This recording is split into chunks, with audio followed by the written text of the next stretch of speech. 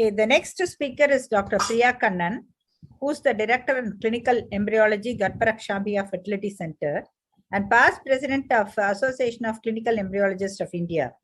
And she has several chapters to her credit that has been published in the books as well as in the journals. Over to Dr. Priya Kannan. Thank you, madam. Thank you for the kind introduction. And I would like to thank Tamil Nadu chapter of IFS for giving me this opportunity. I'll just start sharing my screen. One thing is, everybody knows that people who are doing ART, they know some rules and regulations and follow it to some extent. But whereas in small nook and corner of even a smaller hospitals, everybody keeps doing IUI.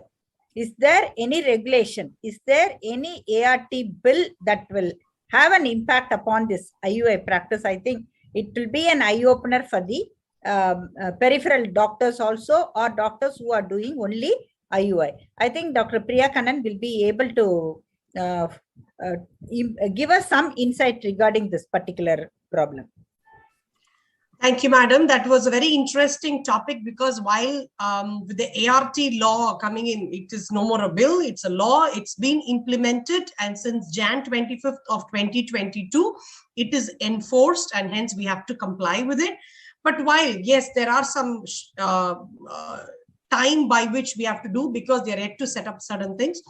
While we've been talking ever since it has been introduced, we've been talking about surrogacy or donor oocyte and donor sperm and embryo donation and everything. This is an interesting aspect of what I had to look at, how it is going to affect IUI practice. So, first of all, to know whether does IUI come under ART law. The first thing is, how does the law define assisted reproductive technology? It defines it as means all techniques that attempt to obtain by handling the sperm or the oocyte outside of the human body and transferring the gamete or the embryo into the reproductive system of a woman.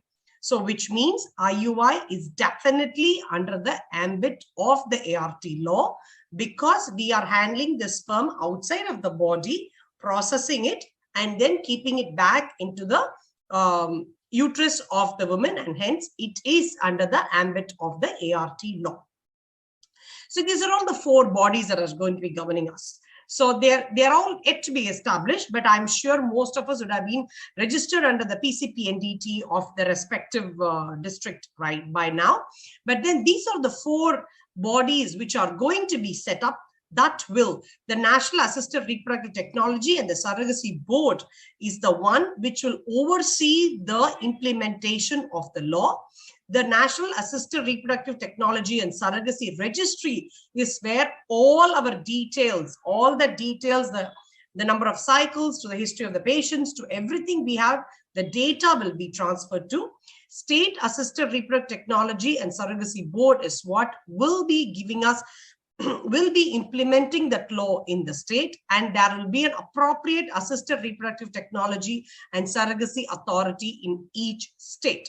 So these are all the people who are going to be implementing, regulating the law, and hence regulating us in turn. So far, there has been no regulation in terms of any setup of an IUI center. Nobody has registered themselves anywhere. But right now, just a second, I'm just going to, yes, that makes it better for me. My view was blocking. So now, what does the ART law say in terms of an IUI starting, or even for an established IUI center as well? No person shall establish any clinic or a bank for undertaking assisted reproductive technology. And remember, IUI is an assisted reproductive technology as per the, and comes under the ambit of the ART law, or to render the ART procedures in any form unless such a clinic or a bank is duly registered under this act. So which means every IUI clinic, wherever, any single clinic, single doctor clinic also, which is performing the procedure of IUI has to be registered with the appropriate authority of the state and only after that they can start doing it. So that is for a new clinic. So what about the older established clinics who are already doing it? So any clinic or a bank which is conducting ART procedures, they have to apply for the registration within a period of 60 days from the date of establishment of the national registry. So if you're starting a IUI clinic after the registry is established, you have to register first and then only, just like our scan centers. No scan center can be is allowed to perform or work without the PCPNDT license. The same way, without having the license, ART license, no IUI clinic can be started henceforth. For the established or the ones which are already functioning, you have to go ahead and apply for the registration within 60 days of the formation of the registry. And of course, the registration is only for 5 years, just like PCPNDT, and you have to renew every year. So in terms of selection, what is the responsibility that the ART law has given to us? Number one is the selection of patients. We cannot do any ART procedure, IUI included, on any woman who is less than 21 years or more than 50 years. So the woman has to be more than 21 years and less than 50 years for any ART procedure. The same way, the man has to be also more than 21 years and less than 50 years. Both these have to be complied when you're selecting the couple for doing the ART procedure. And the clinic and the bank shall ensure that the commissioning couple and the woman and the donor of gametes are eligible. The eligibility of the patient, we have to take the onus of selecting the right patient to go through. If somebody comes at the age of 20, they've been married for 3 years or 25 years also, we still cannot go ahead and do an ART procedure unless the woman is more than 25 years old and the male partner is also more than 21 years old. And of course, if the female is about 45 years and the male is about 57 years, still we cannot do, because the male partner's age is more than the age allowed by the ART law. And what about the donor gametes? The clinics shall obtain donor gametes from the banks. The banks are yet to be established in terms of the ART law, but there are already banks available. So we have to take it only from the banks. And it is a duty of the bank to ensure that the donor is medically tested as prescribed. We assume that it is by the ICMR, but by what they have to medically test, I think the law is yet to give us the information on it. The clinic and the bank shall ensure that the information about the commissioning couple, the woman and the donors shall be kept confidential, and the information about the treatment shall not be disclosed to anyone except the database to be maintained by the National Registry, except in the case of a medical emergency at the request of the commissioning couple to whom the information relates, or by order of a competent court of a competent jurisdiction. So this is very clear, and it again goes to show that we have to do donor insemination or donor gametes, may be oocyte or the sperm, by confidentiality. And hence, I presume that we still have to go ahead and do only anonymous donors. We cannot do related donors either for egg or for sperms. And for every procedure, we are supposed to issue a discharge certificate stating the details of the ART procedure that has been performed by on the couple or the woman. So for the donor oocyte, again, you have to give them a different discharge summary. If you're doing an IUI, every IUI has to go with an IUI report or a discharge summary, which states clearly all the thing, what the procedure the patient went through and how it is and everything. It is important that the discharge summary is given, or a discharge certificate is given to the patient at the end of each ART procedure. The clinic or the banks shall not cryopreserve any embryo or a gamete without specific instructions and the consent in writing from all the parties of the ART seeking the ART technology. So I think that is important. We cannot store any sample without the written consent of the male or the female partner. In terms of IUI, it's mostly the male partner. So as Sir was discussing about when you get a consent for the backup semen sample, also we have to get a consent from the couple stating that this particular sample is being taken up as a backup sample for IUI or IVF, and hence, and whatever, it will be thrown 6 months from the date of storage or right after the procedure, or whichever has to be stated clearly in the consent form. And in terms of record maintenance, it is entirely the onus has been given to us, the clinics and the banks, to maintain the record. The law states that all clinics and banks shall maintain detailed records of all donor oocytes, sperms, and embryo used or unused, the manner and the technique of their use in such a manner as been prescribed. That detail is yet to come, but we have to maintain what we have to know right now is we have to maintain the details of the number of donor oocytes we've used, what happened to the oocytes, how many sperms you've got from the bank for the donor sperms, and how they were used, were they used or discarded or given back. Whichever it is, we have to maintain the record. For how long do we have to maintain the record? The record has to be maintained for at least a period of 10 years, upon the expiry of which the clinic and the bank shall transfer the records to the central database, which is the National Registry. So are there any stipulations in terms of using donor gametes? One thing is you can't have donor gametes. I have seen some clinics get about 10 samples of donor semen from a bank and keep it with them. I'm not sure if that might be allowed, because each sample that you procure has to go into their registry and our registry for whom we are procuring that sample and keeping it. The purpose of, we have to mention the purpose of each donor gamete that we are procuring from. So that may not happen from now on. We have to procure every time there is a patient for that particular patient only.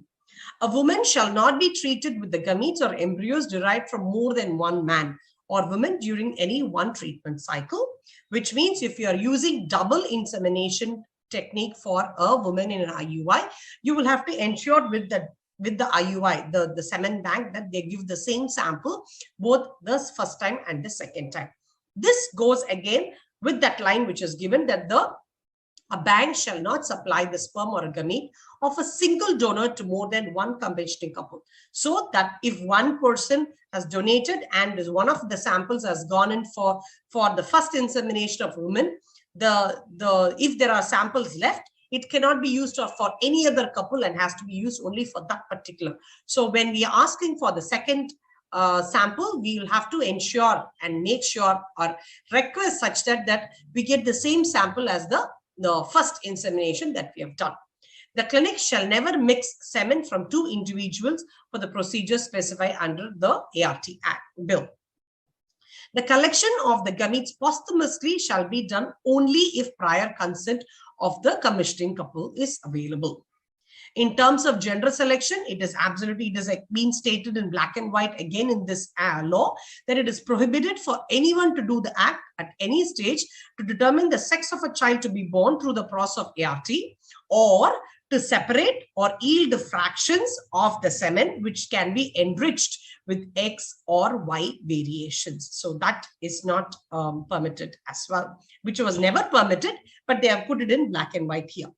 In terms of sale, import, or export of gametes, the sale, transfer, or use of gametes, zygotes, embryos, or any part directly or indirectly to any part within or outside India shall be prohibited, except in the case of transfer of own gametes and embryo for personal use, but with the permission of the national board. We cannot use or sell or gametes, zygotes, or embryos within or outside India, except for a personal use of the patient only.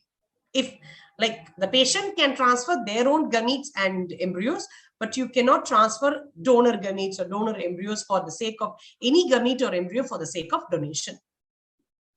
So just a bit on the penalty, it's quite a lot, but then I thought this was quite different and I thought I'll mention it here. It is mentioned in the law that any medical geneticist medical geneticist, gynecologist, or RMP, or any person shall not abandon, disown, or exploit, or cause to be abandoned, disowned, or exploited in any form the child or children born through ART. I'm exactly not sure about how we would abandon the child or anything born through ART. So this is something we should be aware with. So, and any child, we are not allowed to disown or abandon. It is outside my thought about this, except in terms of surrogacy. I don't think it comes under the ambit, but this is not mentioned only in the surrogacy law. This has been mentioned in the ART law as well. So we must take this into consideration. Remember this. What is the punishment for this? The punishable with the fine, which may not be less than 5 lakhs, but may extend to 10 lakhs for the first time. The second time, there will be an imprisonment for a term not less than 3 years. If it's more than that, there can be extension of the term to 8 years with a fine not less than 10 lakhs and may extend up to 20 lakhs. That is one. The second is not to use any intermediates to obtain gamete donors or purchase gamete donors. So the use of intermediates has been prohibited in this, and we have to approach only the banks to take this. So when we all know that in an IVF center, there are so many people working under us. So who will be held responsible if there is some wrong which happens inadvertently or advertently, whichever? The onus has been fixed on the executive head of such clinic or bank shall be deemed to be guilty of an offense unless and otherwise he proves that the offense was committed without his or her knowledge, or that he has exercised all due diligence to prevent the commissioning of such offense. So the first person who comes to the law's mind is the executive head of that clinic or the center, and only if that person is able to prove that he or she is not responsible for it and has taken enough precautions to prevent such such mistakes, would that person be let off. The onus is on the person. It is not that the person is not guilty until proved. Here, the person is guilty until he disproves that proves that he is not guilty. So it's time for caution for all of us to make sure that we have systems and protocols in place to ensure that no mistakes happen. So that is in a very small nutshell of the things I thought will make a difference in IUI practice. Of course, in IVF, there are more to be talked about, but in IUI, these would change a little bit about how we do IUI now. The most important being registering of the IUI clinic. Thank you very much for this opportunity. Thank you, Priya, for your very short, but at the same time, very crisp talk on how an IUI laboratory should function. I think you have mentioned everything, because the handling of only the sperms, that also comes under ART bill, and that is what is done in IUI laboratories, and they should also be registered with the ART registry. And again, when you are doing a donor sperm IUI, you have to be more careful, and the sample should be obtained only from prescribed or registered banks. So these are all some of the important things, and how long we need to maintain the registry, and how to maintain the secrecy, or rather the identity of the donors. Identity of the anonymous donor should not be anonymous. Donor should be maintained, should not be revealed. And again, this basic who owns the responsibility. It is again falls on the owners of the executive head of the center. Executive head, that is the owner of that particular center, because that is very, very essential, because without our knowledge, sometimes something can go wrong. Yes, yes. And we should be aware of what is happening in all this IUI laboratories. Priya, you have one question where January 25th, you said the act has come and the law has happened. So from when do these regulations start getting implemented?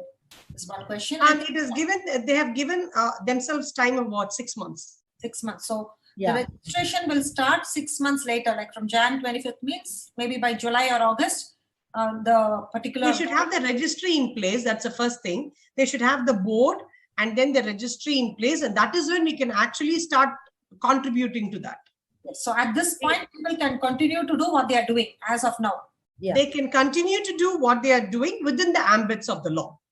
So Okay, probably Priya, yes. one thing, it will be beneficial to all the Mofasal people who are doing IUIs, if you can put in the ART, how it should be registered to that of the ART centers registry. Ma'am, as of now, we don't have we don't know how to apply to them as such. Yes. Even here, we don't know how to apply to them. But something we have been doing is register ourselves with the PCP entity. That is, we all have a PCP entity license number for both, one for scan and one for ART. That's what we had. But for this national registry and the national board, we yet do not have the guidelines of how to, we don't even know how the application looks like. It has not yet been published as so far. So that is what they are asking. The law itself has given themselves, the government, 6 months to establish the board, registry, and the state appropriate authority. So as on date, it is only in the fluid state. I think So As of now, our PCP entity is our legal authority to take action on us. I think in a lot of these meetings, my understanding is the national board is probably going to be in the lines of ICMR, and the state board is going to be in the lines of the DMS PCP entity. So as you rightly said, trying to apply to the PCP entity DMS license is one way of getting into some form of registry. Yes. So we can as well start right now. You can go to your respective PCP, whoever, like in Trichy, it will not be the DMS, it's the JD. So they can apply to each district will have their JD. They can go to the JD and start applying there. So here, whoever is in the Chennai can go to the DMS office and do. As you are applying for your scan license, the same way there is a license from there, the same office for registering into the ART. So you can start registering yourself into as a IUI clinic alone. Okay. Now, ma'am, do you think we need to get a donor? See, normally in a 7 bank, we ask for the donor sample and go ahead. Do you think from henceforth we should get the details of the donor and put it into the file as well, so that we know that next time we ask? We usually do get it from the donor. We get it like, we don't get the identity of the donor, but we get that the donor has been screened for all these diseases, and this is the color of the person, this is the build of the person. All those things are mentioned already when we are procuring the from the bank. Like the new bill says 1-to-1. So the one donor for one couple. Yeah. Yes. And to be able to retrieve the same sample, it is safer for us to keep a record. So when we are asking for the from the bank again, we can quote the that we would have that vial number. We have to quote the same vial number and say, I want this. All these smaller things get into more importance. Yes. Able to track back. And what's your opinion about a single woman or a LGBT related approach for becoming a parent? So far, I'm not sure what the bill has got into it. It hasn't mentioned much about. As of now, I don't think it is given for any of the LGBT couples. It's not specifically mentioned for LGBT couples or even for single women to get donation. But the widow is mentioned. The widow is mentioned. The widow can go for IUI. Yes. But I think any day a single woman will be allowed because they are also allowed to go for adoption. So all this goes hand in hand with the adoption law. So when they allow a single man to adopt, they will allow this also. Again, the distance between the prepared sample and all that, probably each zone will have a distance, right? Because we want a particular sample within a particular period of time. And all this is going to decide, like the clinic and the bank can be under the same premises. All these are going to unfold once the policies come in place. Sure, it can, but then it is always preferred that the sample is processed and prepared at the site of IUI, and a prepared sample should not travel, because a prepared sample to travel is not good. So any sample that is a frozen sample is transferred to the IUI clinic, and the processing happens at the IUI clinic. So do you think this is once the enforcement comes in and we all get truly answerable to the law one day, You cannot no longer go give your semen sample somewhere, get it processed, and then get it into some clinic and do it. That's not going to be happening after August. Unless both the centers are registered, and Yes. but then if you go somewhere and do it and they are sending the sample out, then that will, I think it will imply some paperwork, you know. As it's rightly said, you can transfer the sample, your own sample, from one place to another, but it has to have a paperwork. So collecting one sample somewhere and then processing it elsewhere may not be the right way to go. Wherever the IUI clinic is, that is where the sample should be given and processed. But that does not come into the details of the bill, right? That the self-semen processing should happen under the same premises. It's not, but I don't know how, like it might say, like, you know, going from one place to another of the scan has to have all the things here. You don't know how the intricacies has not been lined as yet, but this is a general picture they've given. Yeah, but and as Ramani ma'am, I think like for PCPNDT, every month we send a report that we've done so many scans and all that. This also involves the same exercise. Every month we have to send a report, right? I have done for this many patients. Actually, it is already in vogue. We are already sending a report. Yeah. For everything. If that ART gives everything, all procedures included, IVF, IUI, IVF, ICSI, FETs, everything we send. Yeah. To the same PCPNDT office. Yes. Yeah, they sent us a model like a few months ago. So we started sending in from this month. So they've just started that process. I don't know. Apparently, Triple M, I didn't know how to fill that form. So I spoke to Kundave madam and got the info about how to fill the form. So, but they've been doing for quite some time. Okay. So because we had a recent PCPNDT DMS inspection and renewal. Nobody had asked. Show me. Probably they don't know. They don't know much about this. So actually, certain things are such gray areas. No, the thing is, they are not ART people. They may not. They won't know much. Absolutely, but then we are sending it to who, and who's actually having a look, or who's nobody even looks at our scan data. So anyway, but it does go to the same address. Your report of yes, the same address. I send it along with my scan report only. Okay. So maybe that's something new I have learned from talking to you today. Any further questions, Ramani ma'am? Ma'am had messaged that she had to go. Questions in the chat box. So if ma'am is, she's got a call from the labor room. Labor room. So madam had to go.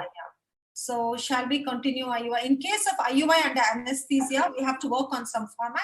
I mean, somebody's no, not at all. I don't think IUI and anesthesia and a regular IUI has got any difference. It is just that we have to comply with the IUI regulations as per the ART law. IUI with anesthesia and anesthesia doesn't matter at all. And there is one again, shall we continue IUI till the regulations come over? Ma'am, please go continue IUI. You can continue even after regulations have come over. But I suggest that you start registering, you apply to register your clinic with your local PCPNDT office so that you won't have a trouble once the law sets in. So I strongly recommend to everyone to go ahead and start applying for to the PCPNDT office to register your clinics as IUI clinics. Especially, I think there's a lot of caution to be taken if they are getting involved in third party, which is donor IUI. And I think we hardly have any registered semen banks except one or two, right? I don't even know any registered semen bank. We just take it from a bank. We have to just ensure are you registered? Give me that detail so that we get safer in future. Yes, absolutely. So it looks like there's a lot of paperwork, and that's what the 6 months waiting time is for, to put things in order. No? Yeah, true. So that was lovely, Priya. Having a lot of chat, and I think we put across the message to a lot of regular gynecologists practicing IUI because it's one of the simplest, cheapest fertility treatment tool available. But I guess it may not be that simple or that cheap in future. But at end of the day, a regulation is to make a practice more refined, more legal, more ethical, and more transparent for the couple. And I guess that is something we all have to look at as a welcoming change and be prepared for it. So thank you so much, Dr. Priya. It was lovely to have Dr. Ramani Devi and Dr. Gopinath sir as part of this program as well. And a very special thanks to Shield Pharma, who has made this evening possible, and for the great audience who have been interacting with us. And I guess there's one more question. You want to take that, Priya? Sure, absolutely. Sorry, I didn't notice. In In ICMR website, there is no registered bank. Exactly. That's except clinics. There are no banks registered as of now. But yes, we've been taking from banks. But I guess because ICMR as such has got no legal authority to register either the clinics or the banks. And that is per se why they stopped giving us any numbers at all.